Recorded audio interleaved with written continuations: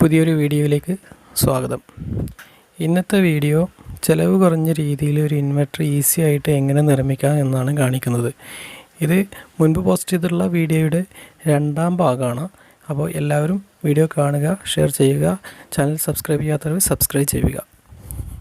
അപ്പോൾ നമുക്ക് വീഡിയോയിലേക്ക് കടക്കാം.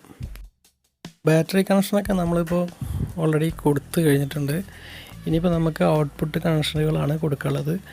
ഇൻവെർട്ടറിൻ്റെ ഔട്ട്പുട്ട് കണക്ഷനുകൾ, ഇൻപുട്ട് കണക്ഷനുകൾ. അതായത് ഇപ്പോൾ നമ്മൾ കൊടുത്തുകൊണ്ടിരിക്കുന്നത് ന്യൂട്രൽ കണക്ഷനാണ്. ട്രാൻസ്ഫോമറിൻ്റെ ആ ന്യൂട്രൽ എടുത്തിട്ട് നമ്മൾ കണക്ടറിൻ്റെ സെൻറ്റർ പോയിൻ്റ് ന്യൂട്രലായി കൊടുത്തിട്ട് അതിലേക്ക് കണക്ട് ചെയ്യുകയാണ് ചെയ്യുന്നത്. അടുത്ത് നമുക്ക് ഇൻപുട്ട് കണക്ഷൻ കൊടുക്കുക. ഇൻപുട്ട് കണക്ഷൻ കണക്ടറിൻ്റെ ലാസ്റ്റ് പോയിൻ്റ് നമ്മൾ കൊടുത്തിട്ടുണ്ട്. അത് നമ്മൾ ബോർഡിലെ ഇൻപുട്ട് എന്നുള്ള ഭാഗത്തേക്ക് കൊടുക്കാം.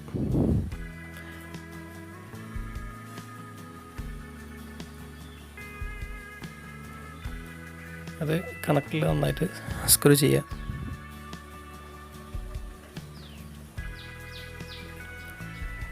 അടുത്ത വയർ നമ്മൾ കൊടുക്കുന്നത് ഔട്ട്പുട്ട് കണക്ഷനാണ്.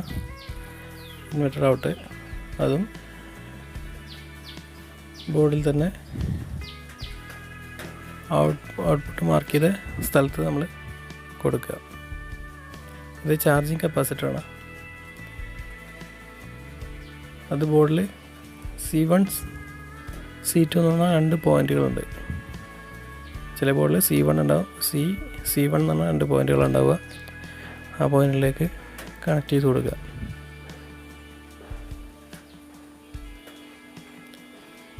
ഈ വയർ നമ്മൾ ഔട്ട്പുട്ട് കണക്ഷനാണ്, ബോർഡിൽ നിന്നുള്ള ഔട്ട്പുട്ട് കണക്ഷനാണ് കൊടുക്കുന്നത് കണക്റ്റിൽ.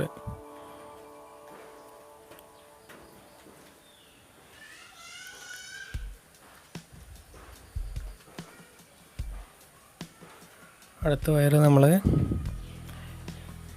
ഇത് ബോർഡിൽ നിന്ന് ട്രാൻസ്ഫോമറിലേക്കുള്ള കണക്ഷനാണ്. 240 വോൾട്ട് ബോർഡിൽ മാർക്ക് ചെയ്തിട്ടുണ്ടായിരിക്കും. അതേ പോയിന്റിലേക്ക് നമ്മൾ ട്രാൻസ്ഫോമറിൽ നിന്ന് എടുത്തിട്ട് കൊടുക്കുക.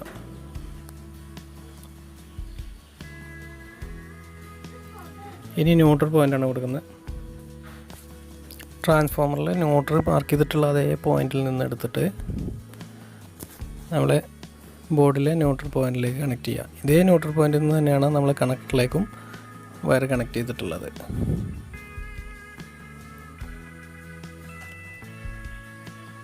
ട്രാൻസ്ഫോമറിലെ ന്യൂട്രൽ പോയിന്റിലേക്ക് കണക്ട് ചെയ്യണം ഇപ്പോൾ ചെയ്യുന്നത്.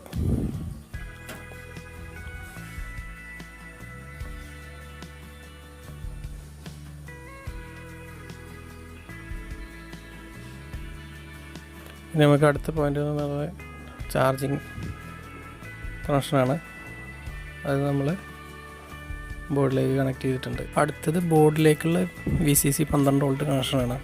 അത് നമ്മൾ ട്രാൻസ്ഫോമറിൻ്റെ 12 വോൾട്ട് സൈഡിൽ സെൻറ്റർ പോയിന്റിൽ നിന്ന് കണക്ട് ചെയ്ത് കൊടുക്കുക.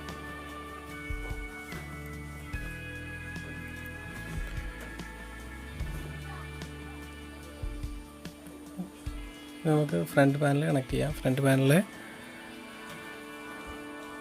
സ്ക്രൂ ചെയ്ത് കൊടുക്കുക.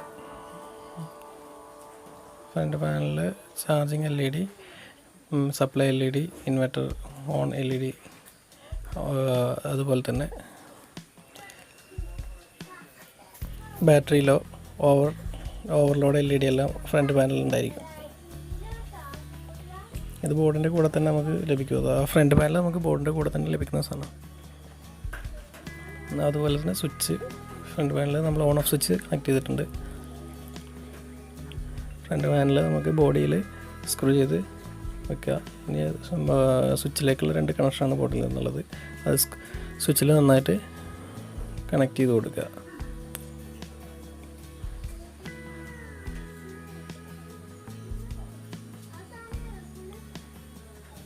ഫ്രണ്ട് പാനൽ നമുക്ക് ബോർഡിൽ കണക്ട് ചെയ്തിട്ടുണ്ട്. ഇനി വയറുകളൊക്കെ നമ്മളിങ്ങനെ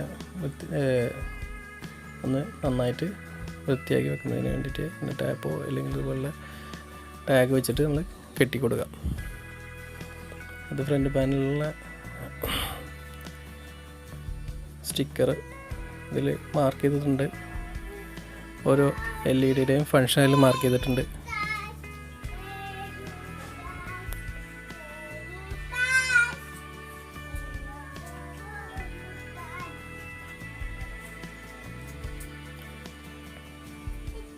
നമുക്ക് ഇതെങ്ങനെ ചെക്ക് ചെയ്യാൻ നോക്കാം. ഇതിലിപ്പോൾ ഔട്ട്പുട്ട് ഇൻപുട്ട് കണക്ഷനുകൾ എല്ലാം കൊടുത്തിട്ടുണ്ട്. 2 റോസ് വയർ, 2 ഓറഞ്ച് വയർ കാണുന്നത് ബൾബിലേക്ക് ഔട്ട്പുട്ട് കൊടുത്തതാണ്. അതുപോലെ തന്നെ ഒരു ബ്ലാക്ക് വയറിൽ 2 വയറുകൾ കാണാം, അത് ഇൻപുട്ട് കൊടുത്തതാണ്. നമ്മൾ 2 ബാറ്ററി വയർ കണക്ട് ഇത് തൽക്കാലം ചെക്ക് ചെയ്യാൻ വേണ്ടിയിട്ട് ചെറിയ ബാറ്ററിയാണ് ഉപയോഗിച്ചിട്ടുള്ളത്. UPSൻ്റെ ചെറിയ ബാറ്ററിയാണ് ഉപയോഗിച്ചിട്ടുള്ളത്.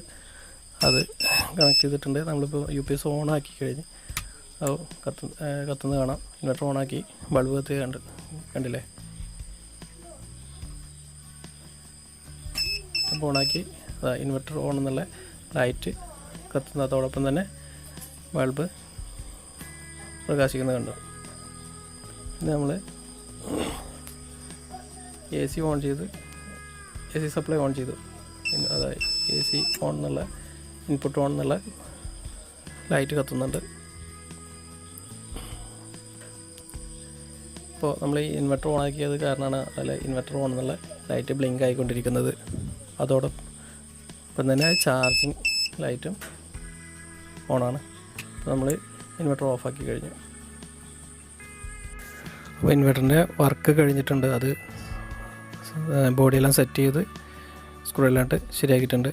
ഇതിലേക്ക് ഞാനൊരു 40Ah ബാറ്ററിയാണ് 40Ah ബാറ്ററിയാണ് കൊടുക്കുന്നത്.